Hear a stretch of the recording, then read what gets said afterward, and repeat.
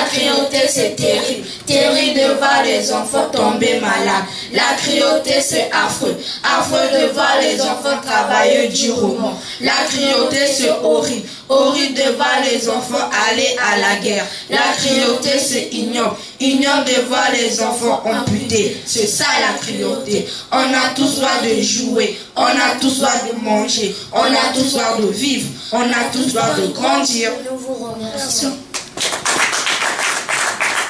Cette animation faite de poèmes, danses et chants par les pensionnaires de l'orphelinat Le Cœur de Paola a bel et bien annoncé les couleurs de l'Assemblée générale ordinaire de l'association de soutien aux orphelins du Congo tenue à l'hôtel Hilton de Pointe-Noire.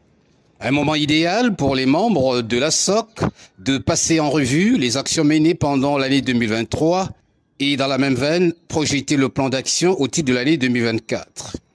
On a noté que plusieurs actions ont été réalisées en faveur de la prise en charge sociale et éducative des pensionnaires de l'orphelinat, la participation à quelques rendez-vous de l'environnement, l'aide sociale accordée aux enfants de la mutuelle ASOC, dons de vivres aux orphelinats de la place, sans oublier le retour en famille d'un pensionnaire.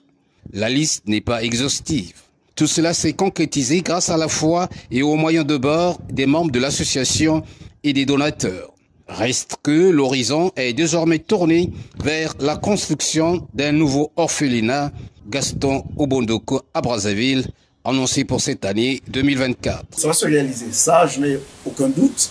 Et c'est pour cela d'ailleurs, c'est l'occasion jamais, c'est l'appel que je lance à tous ceux qui auront l'occasion de voir ces images, de venir participer, d'aider à SOC parce qu'ils sont sérieux.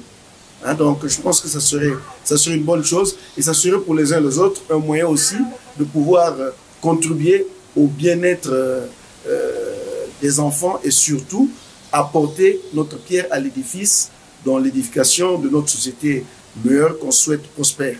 Je fréquente l'orphelinat Le Cœur de Paola comme bénévole, donc j'ai quand même un égard professionnel de leur travail. Je l'apprécie vraiment et chaque fois que je donne des suggestions ou des conseils, je vois qu'ils sont réceptionnés. Donc je pense vraiment qu'ils peuvent le faire.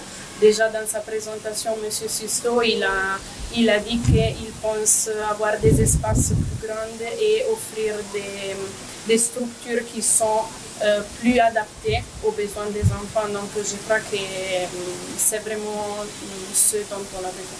On peut sans risque de se tromper dire que ce rendez-vous a tenu toutes ses promesses. Tant il est vrai qu'il a permis de clarifier certains aspects, notamment sur l'organisation et le fonctionnement de la SOC qui pourtant depuis fort longtemps se bat pour donner un nouveau statut social à ces adultes en miniature défavorisés de la société. Ça fait quand même 13 ans que ça dure.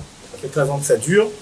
Année après année, on reste constant dans notre objectif qui est de faire sortir de la vulnérabilité des enfants. Et le fait de rester constant, le fait de voir les enfants, même le faciès, le visuel changer, voilà, c'est rassurant pour tous nos partenaires. Et aussi le fait de présenter que maintenant on va à Brazzaville, ça veut dire que c'est bien réfléchi. Voilà, ça met les gens en confiance et du coup les gens continuent à nous aider. De fil en aiguille, la SOC, grâce à la clairvoyance de son président Karim Sisto et Bondoko Ilangui, gagne progressivement du galon au niveau de la vie associative congolaise. 10 ans après sa création officielle, ces structures ne cessent de s'engager dans l'amélioration de la situation de l'enfant vulnérable au Congo, à Brazzaville.